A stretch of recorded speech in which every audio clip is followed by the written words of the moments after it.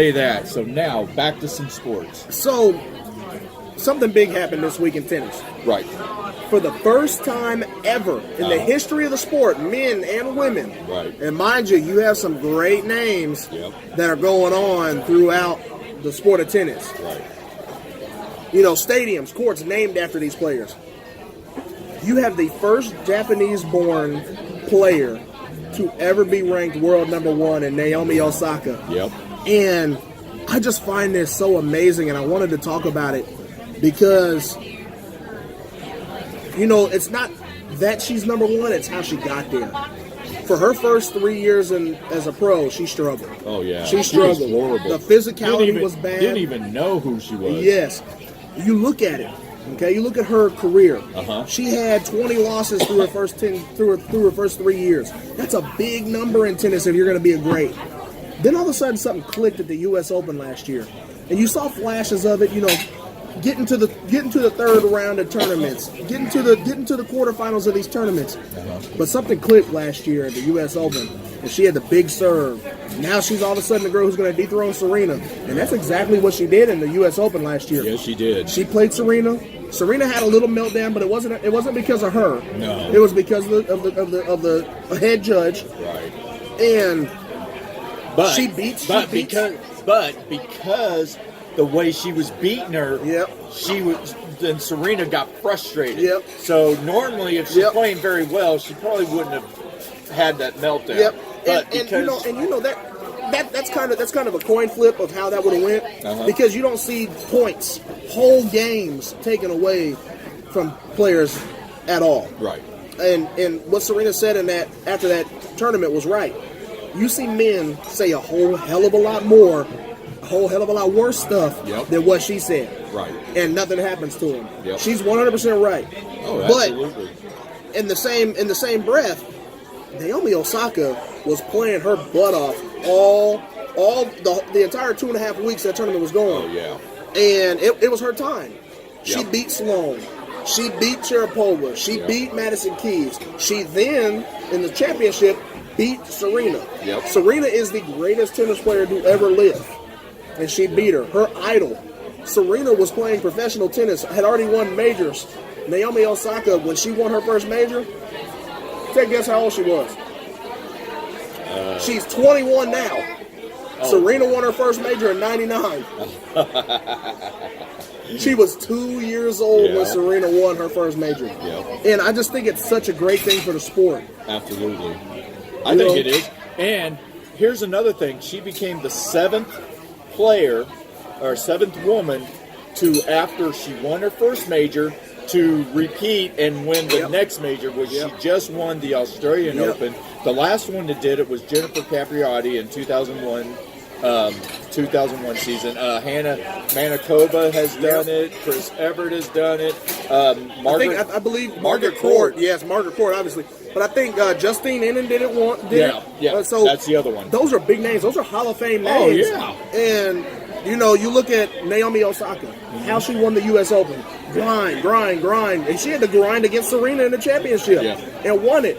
And obviously the emotions weren't able to be what she wanted it to be because of the contradictions that were going on throughout the match. Now, the Aussie Open just last week, she comes out and she blew the field away. That was the best demonstration of tennis I've ever seen in my life. I watch tennis. I watch the majors every time they come on. Right. You don't believe me? I'll show you my phone. I don't doubt you. Yeah, I'm not talking about you. I'm talking about other people. But, you know, in 2018, won the last major. 2019, won the first major. All of a sudden, you're looking at this calendar Grand Slam being Naomi Osaka, and that's because Serena, you had a baby. Now you're struggling, you know, physically, and you can just tell she was tired. And you can also tell that, I don't care what she says, she is not 100% focused like she used to be. Before she had kids, I mean, she was just focused. Oh, she wanted to beat you and beat you and once beat you. Once she was set in it and mindset and everything, you were done. I mean, you had to play an A+ game to beat her. And now A plus plus plus. Right. So now, even if she plays what she could say is an A game, it's still not good enough because she... And you know what? She hasn't said that. She knows what her A game is. Her A game was from 2002 to 2014. Exactly. She knows what her A game is. Her A game is Tiger Woods-esque. Yes. Winning 11 tournaments in a row that you enter. That's where Serena is. Right. You know, but let's look at a little bit of the careers so far. Serena. Probably the GOAT. Yeah. 23 career Grand Slam titles. Right. Grand Slam titles are the same thing as majors. Right. More than any woman. Besides Margaret Court. Right. Besides Margaret Court. And she had 24. She has 24. So the number for Serena is 25. Right. I don't think she'll get there because of the young talent. But great career, right? Yes. It took her 4 years to win her first major. She turned pro in 95. Right. And She won her first one. Venus was the one that was dominating at the time. Yep. And then... if it wasn't for Serena, Venus would be Serena. Right. That she'd be the one we're talking about now. Right. And it took Serena 4 years to win her first major. 99 was her first major. Right. It was the U.S. Open. Keep the U.S. Open in mind. Okay. It took her 3 years to win her next Grand Slam title after winning her first.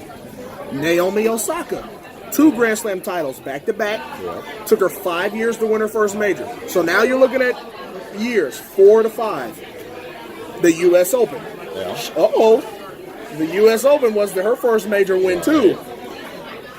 But it only took her 4.5 months to get her second major win, Grand Slam win. Is she the next Serena? Is she the next big thing? Is she the next GOAT? She has the capabilities of doing it, but it's such a small sample size. Yeah. We can't say that yet. I mean, like, even when Tiger won his first couple of majors, you couldn't compare him to Jack Nicklaus. No. But once he started winning them and getting them up there, then you start comparing. So let's put it like this. If she ends up winning the calendar slam, then mind you, let's keep it in context here so that our viewers understand. Right. When you're talking about the career Grand Slam, okay, Right. you win the Aussie Open, the French Open, the Wimbledon, and the U.S. Open. Right. Okay, 4 different continents, 4 wins. Right. That is the career Grand Slam. You have to win all of them at some point in your career. The calendar Grand Slam is starting in January. The Aussie Open, you win it. Right. The Wimbledon, you win it. The French, you win it. Right. And the U.S. Open, you win it. Right. In the same calendar year. Exactly. No female has ever done it. No. Steffi Graf was the closest. Well, Serena was then tighter And then because Serena Serena tied it. got just blown out of the water in the U.S. Open that one year. But both of them won the calendar. Yep, they calendar both, slam, which means in a calendar year. Yeah. Not in that year, but from one year to another, you won the 4. Yeah, in a so row. you may win the U.S. Open one year, and then you win the Aussie, French, Wimbledon. Right. But you didn't win you didn't win it in the same year. Right, you didn't win all of them. In You 2019, you didn't win all 4. Right, you didn't start up with the Australian and finish off with the US Open. Yeah. So I mean, me personally, I think you have enough of a sample size to see the girls that she's going to be playing against over the next. Take care, Tom. Good seeing you, buddy. Over the next 10 years, Serena's going to be on her way out. Venus is on her way out. Sharapova's on her way out. Well, I think Venus is almost already out. Oh, yeah, but all of a sudden she'll have spurts where she's in the final. Right. And, you look at the previous world number 1, Simona Halep. She can't stay healthy. No. And she has the abilities to be Serena and Naomi Osaka. Sloane Stephens has struggles up and down. That doesn't have the killer instincts. She's not consistent. Yep, and Big Madison. She can't move left and right. Has the power, has the ground game, but she can't move left and right. Naomi Osaka doesn't care. She's gonna make you run. Yeah. Okay. I think the way this is shaping up to be is it's shaping up to be like Serena was, but Serena was playing great female tennis players when she was winning her majors. Right. Naomi Osaka's gonna be playing good women at the time. The talent has really dwindled. Yeah. And if the Williams sisters go, man, it drops even more. If the Williams sisters go, Naomi Osaka has nothing. No. If you lose, it's because of you. Yep. It's essentially what it is. Exactly. And that's the most individual sport there is outside of golf. Yep. And even then, because in golf you have a caddy. Well, bowling. Bowling is the other. I guess you could say that too, yeah. In tennis, you can't get coaching. No, you can't. You You get have penalized. to take, you get penalized for it as Serena. Yep. And, in golf, at least you can turn to your caddy. Hey, man, what do you think here? Right, Blah, blah, blah. right. They got notes. Tennis, you got to figure it out. Yeah. Bowling, you got to figure it out. You got to figure out where your oil patterns are and whatnot. Yep. You have to figure that out. Exactly. So I think it's going to be interesting to see her over the next few years. Now, if she goes and wins the French, all of a sudden you're talking about two different services. And that's even more impressive because you're talking about clay. Right. And her last two majors have been on hard court. Right. Asphalt. Well, then if she wins on the court or on the clay, which is actually the slowest, Yeah. then you go from the slowest to the fastest on grass Yeah. at Wimbledon. So If she, the biggest thing, and people don't really put too much stock in winning at the Wimbledon on the grass as much as they do winning on that clay. Oh, yeah. Because if you can win on the clay, that shows that you have finesse. That shows that you have movement. You have agility. And you have the ability. That's what made Rafael Nadal Yep, so that's famous because he kept winning all those. That's it. There hasn't been a clay final that hasn't involved Rafael Nadal, barring injury, in 8 years. Right. Yep. So There's a reason. In a month and a half, expect to see Rafael Nadal again. Yep. And then in 3.5 months, expect to see Novak Djokovic. You Yep. know, so I Yep. mean, it's on the men's side. There's plenty of talent. Yeah. It's on the women's side is when you start losing some of your greats. Yeah. Where does the talent go? And I think the tennis world will move to Naomi Osaka. I like her, man. I really do. I think she will be in the category of Serena and Margaret Court. Yeah. So that's a little bit on the tennis side there, man. There you go. But the only reason we did it is because that's a big moment. Yeah, exactly. Never happened before. Right. History. Never happened before. So we're talking about that. Yeah. Now, just saying real quick, history, yesterday would have been Jackie Robinson's 100th birthday, and Yeah. we have to say it because it's very important. Yeah. This is Black History Month, and he was the most key important person in the history of Black history, and even baseball history. Yep. Yeah, we just want to say happy birthday to Jackie Robinson, and thank you for everything you've done. Most definitely. And he is the only player in the world to have 42 retired or have a number retired by the whole league. Yep. I mean, and it was officially retired when Mariano Rivera. Yep. I was just about to say that. When he left his game, and he became the first player to be ununanimously elected into the Hall of Fame. And I talked about that on my on Right, my last I shows. did hear that. I did hear that. So moving on, let's get to the association. I know A1 likes hearing this.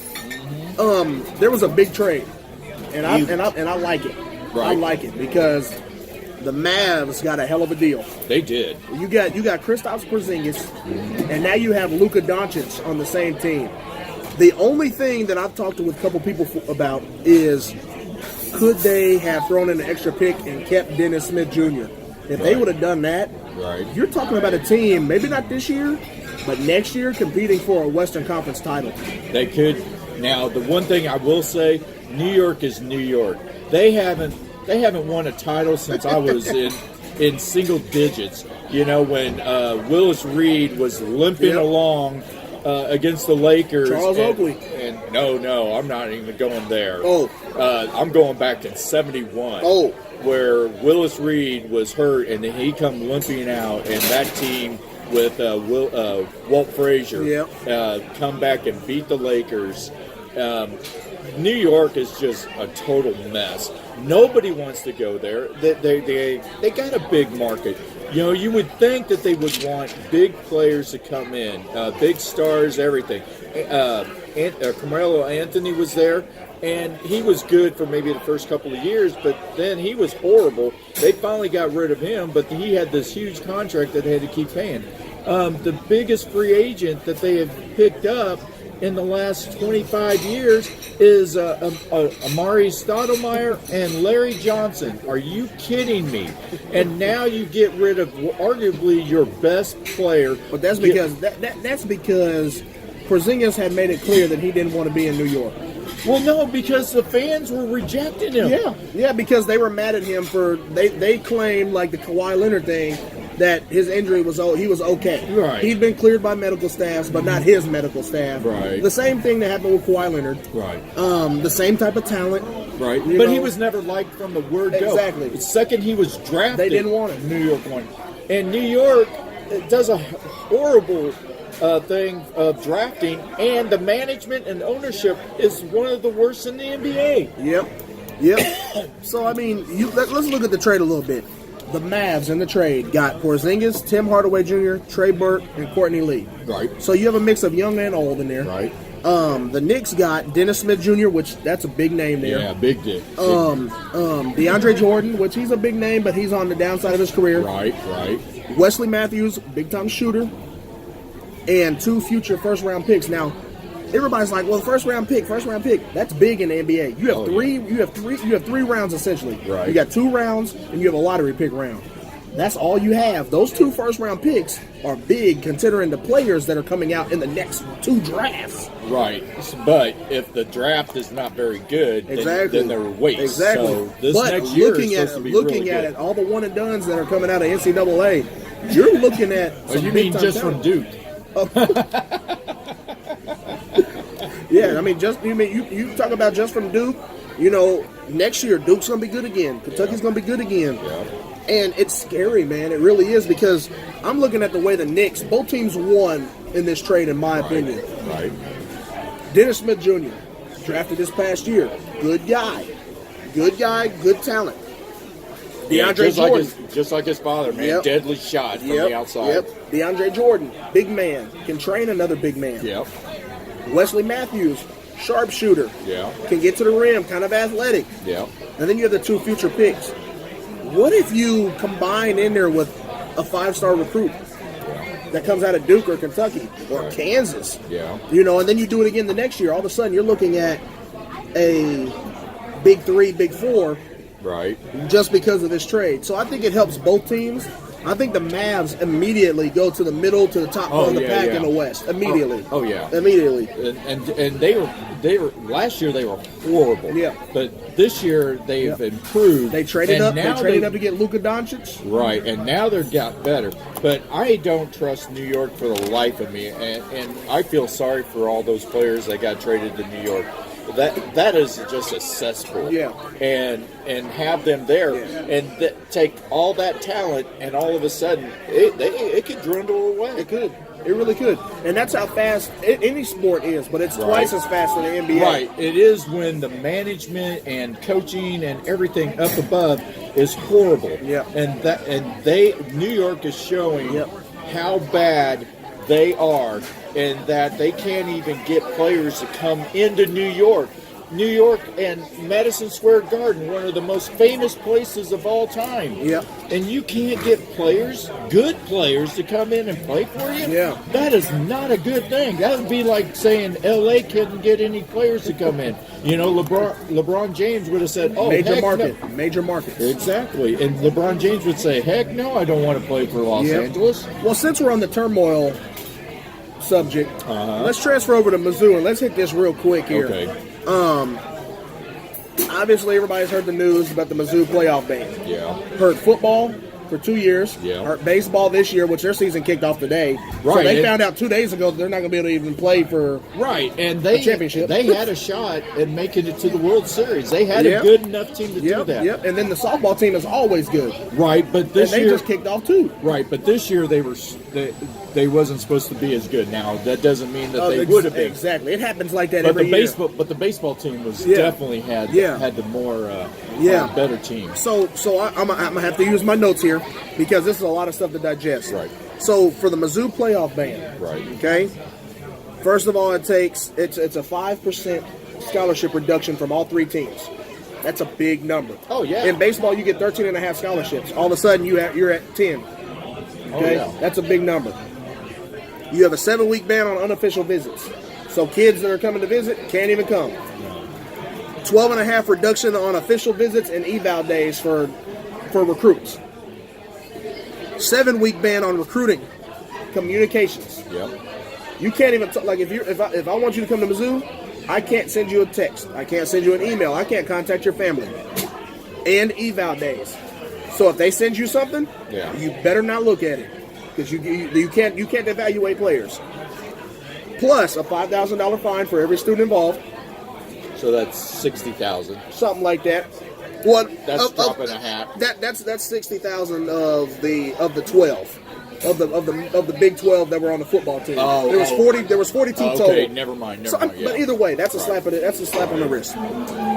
But the big thing is the NCAA is taking 1% of all football, baseball, and softball budgets for each game. Those budgets go to renovations. Those budgets go to better scholarships. That goes to better classrooms. That all that stuff goes in For improvement of the university. Right. And that is what they've been fined. That is the list of what's going on at Mizzou right now. Obviously, Jim Sturk said, hey, we're going to appeal this because I think it's been a little harsh. And you brought up UNC Oh, yeah. a little bit. Talk about that a little bit. About North Carolina. Now, North Carolina, for the last 20 years, couple of decades, had a fake class that we're talking about 12 student athletes that they're mainly discussing. There were hundreds and hundreds of kids. And the bad thing is, the reason why that class was okay was because it was open to everybody. Yep. And that made it okay. Yep. But for 20 years, they had this class where just people supposedly showed up. They didn't even make it there. They got a grade so they could keep on playing basketball, playing football, mainly basketball because basketball is North Carolina. It could even been soccer because soccer is one of the they're one of the better sports teams in Lacrosse. soccer. Their lacrosse team is good. All that. And so they've been doing all that. And here's the thing. When they came for the investigation, they were like, oh, no, you go do it yourself. Whereas Missouri said, Missouri hey, turned themselves in. exactly, over a person that was really in for herself. So here's an example. He is the star player on the football team. The school doesn't win without him. He's in a couple of sports and this and that. I am like a third stringer. I don't even go on the field unless somebody is getting blown out or something. And so he doesn't do anything.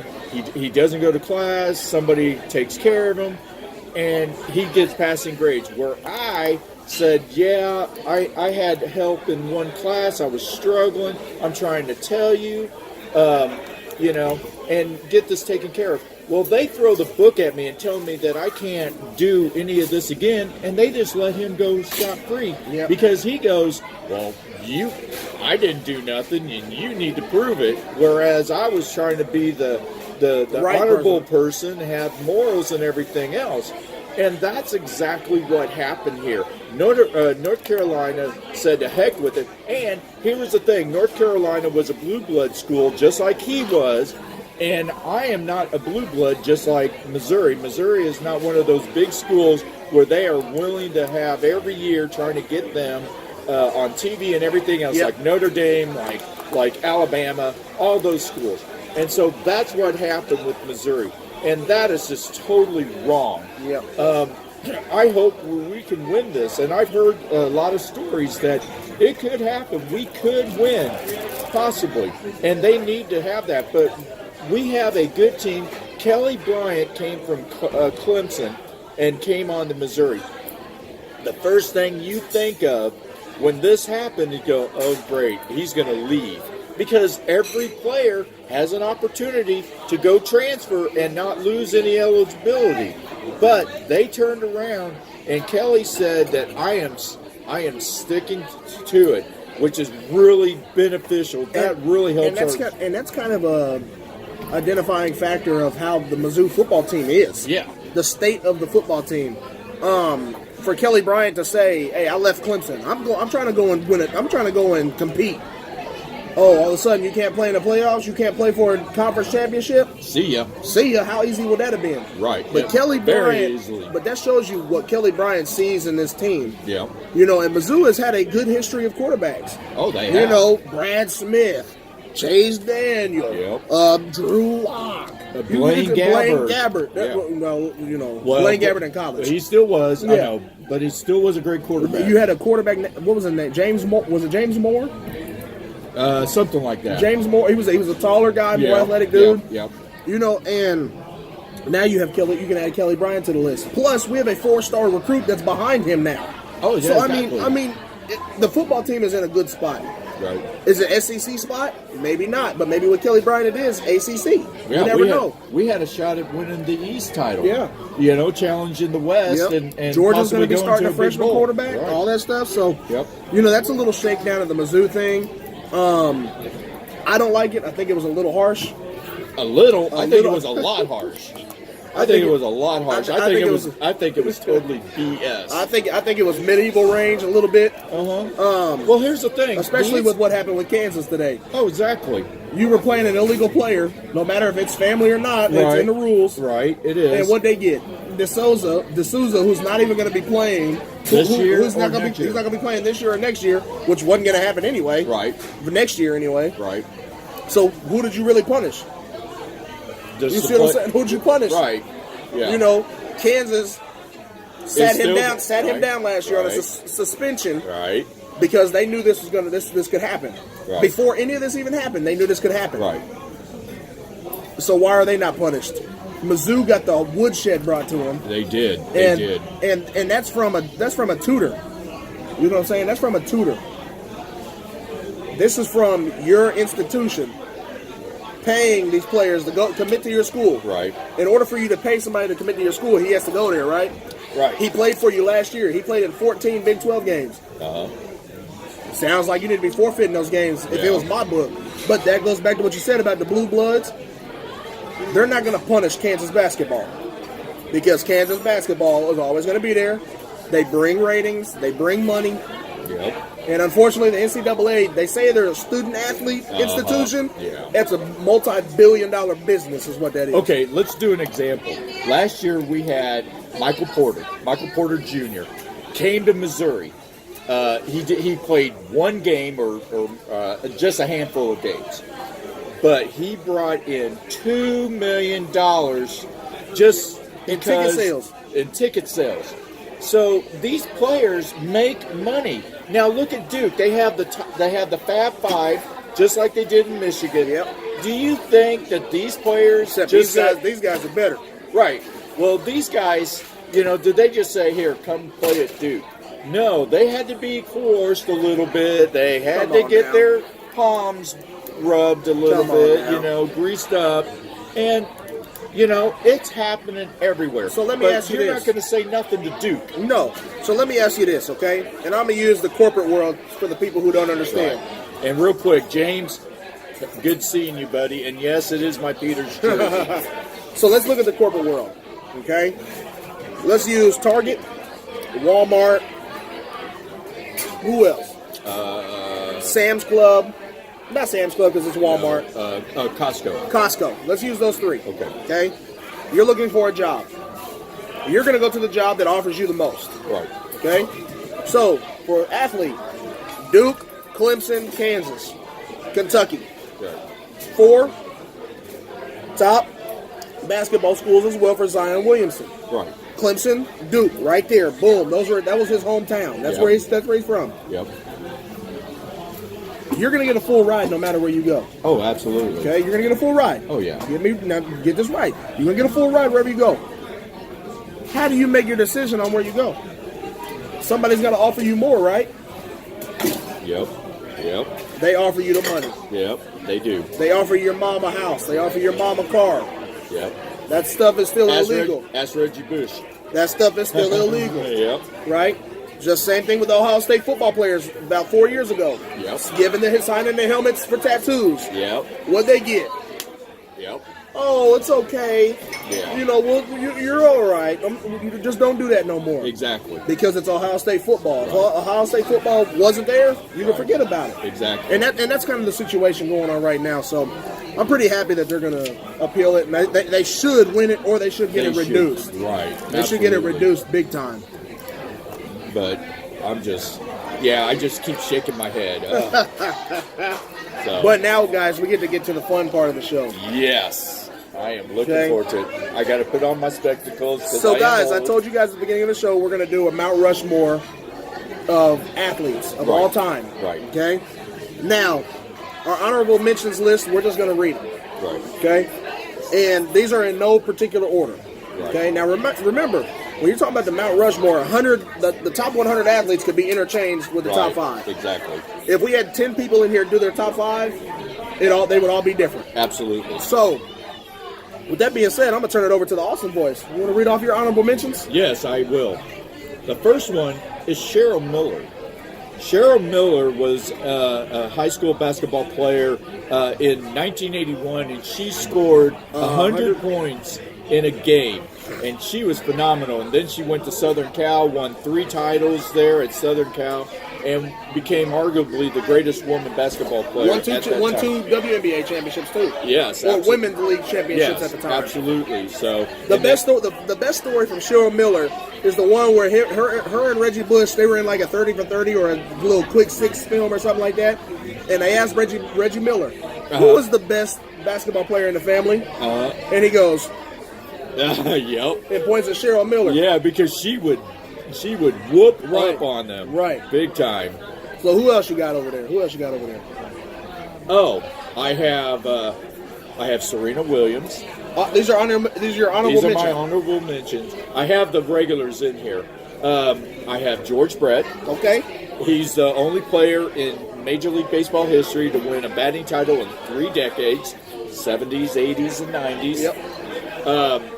I have Nolan Ryan. Okay. 7 no-hitters, which is 3 more than anybody else. Remember, guys, these are honorable mention athletes. These are honorable mention.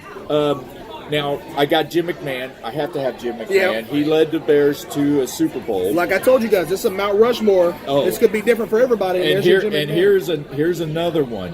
Usain Bolt. Usain Bolt, yep. And he is like one of the fastest runners of all time. Oh, he is the fastest runner of all time. And Michael Johnson. Yeah. Who almost ran a 19-second 200. He ran it in 19.32 in the Atlanta 96 Athens. Olympics. Yeah, at Athens. Yep. So guys, that's just honorable mentions. That's honorable mention. Okay. So I'm gonna go down my honorable mention list. Okay. And remember, we said these were all gonna be different. Right. Roger Federer is on my honorable mentions list. Need I say more about Roger Federer? No, you don't. Usain Bolt. Honorable mention. Yep. Need I say more? Yep. Jack Nicklaus. Ooh. Need I say more? The Golden Bear. Golden Bear got the most golf major wins ever. All time. Wayne Gretzky. Need I say more? He has 3 hockey records that'll never be broken. Ty Cobb. Yep. Don't need to say any more. That is Mr. Baseball if you really think about it. Yeah. Jackie Robinson is on my honorable mention list. You know what? I didn't put him on there, and I'm so sorry. I should have put him on there. And Jackie Robinson wasn't the greatest ball player. No. But what he did is he tore down barriers, which is why he's in my honorable mention, because I did my list based off athletic production plus what you did in the society as well. Tom Brady is on my honorable mention list. Yeah, absolutely. You guys already know about Tom Brady. He's the GOAT. Right. He's the GOAT, and he's on my honorable mentions list. There you go. And Floyd Money Mayweather is on my honorable mentions list. Yeah, but because of his morals, it's hard for me. But if you took the morals away, then you say absolutely. Yeah, so. and that's kind of why I did it the way I did it with the honorable mentions. Right. Just because you have backgrounds, but you don't have the career. Right. It's kind of hard, like you said with Floyd Money Mayweather. Right. He has his morals. He spends a lot of money. He talks about females in a bad way. All this other stuff. Absolutely. But what he does in that ring, man, is next to none. It's next to none. So.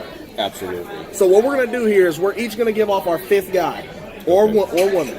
Okay. Our 5th person on Mount Rushmore. Who would you like to start first? Edwin Moses. Okay. Edmund Moses.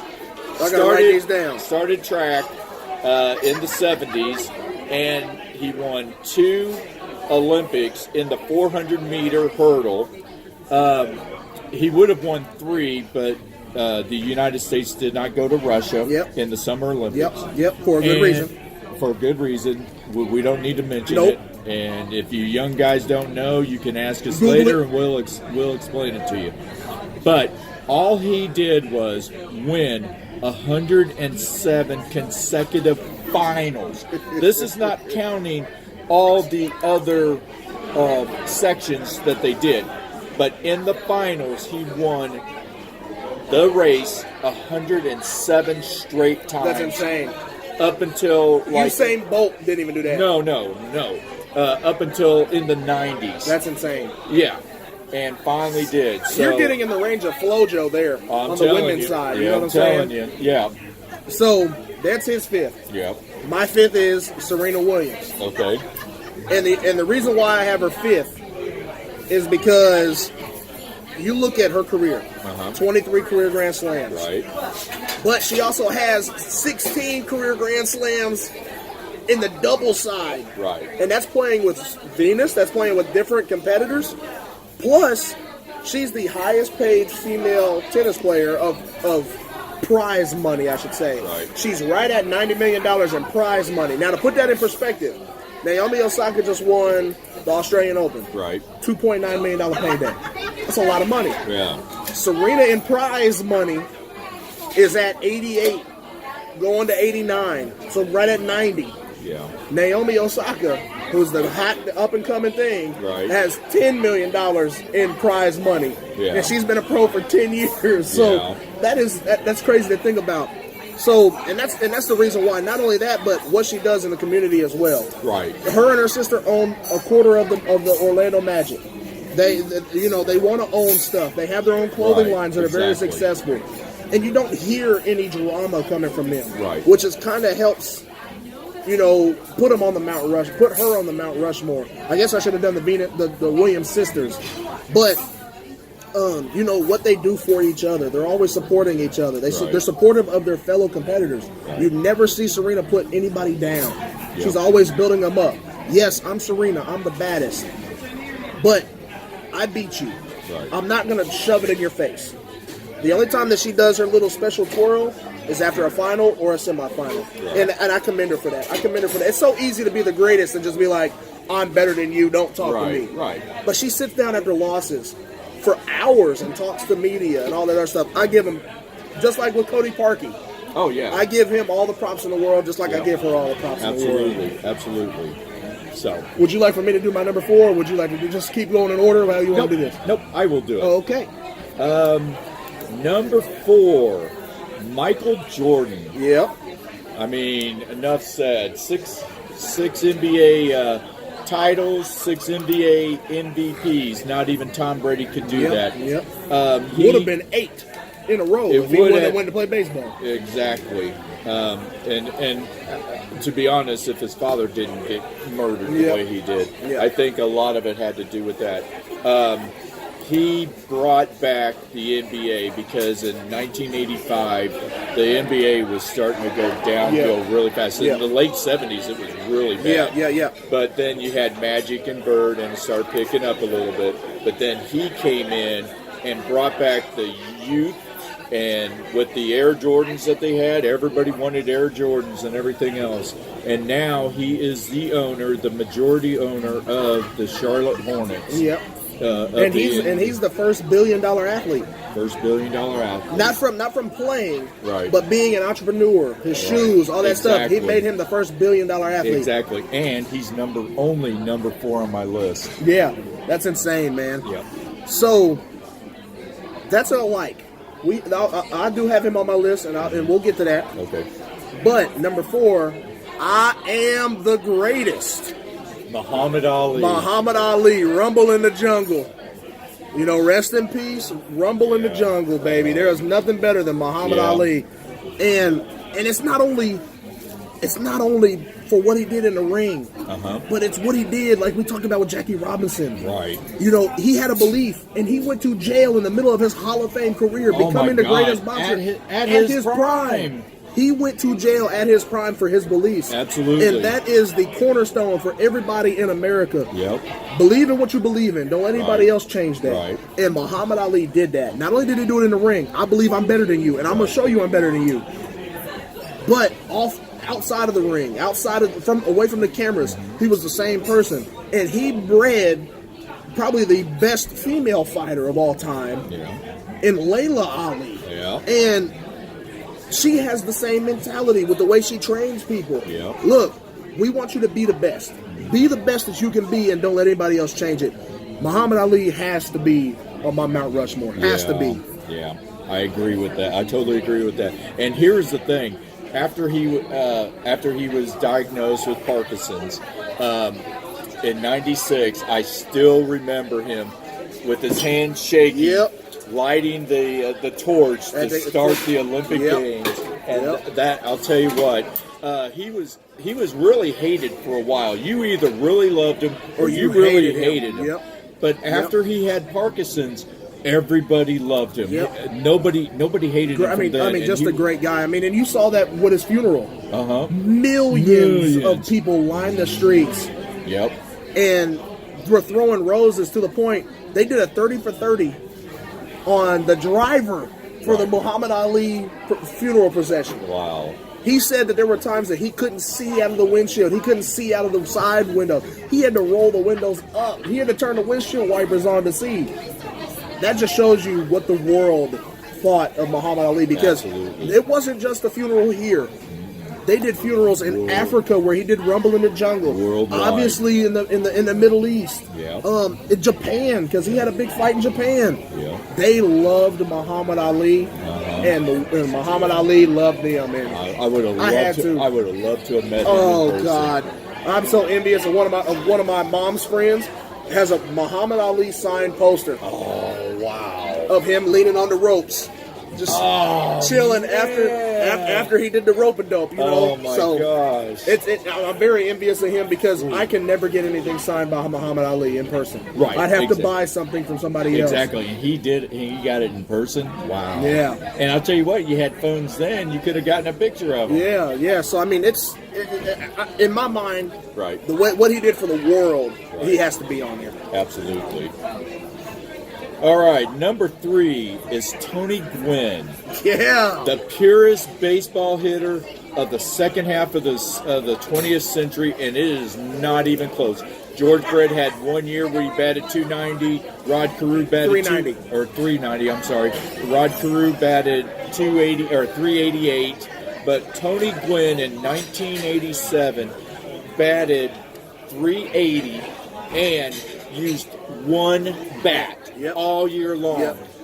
That is impossible. Now, we're getting into my realm now. Tony Gwynn, I used to sit at home and watch his on-demand videos where he's teaching hitting and stuff. Oh, yeah. And Tony Gwynn, just to throw this out there for you guys, Tony Gwynn had more 5-hit ball games, which is a rarity. 5-hit ball games than he did 2 strikeout games in his career.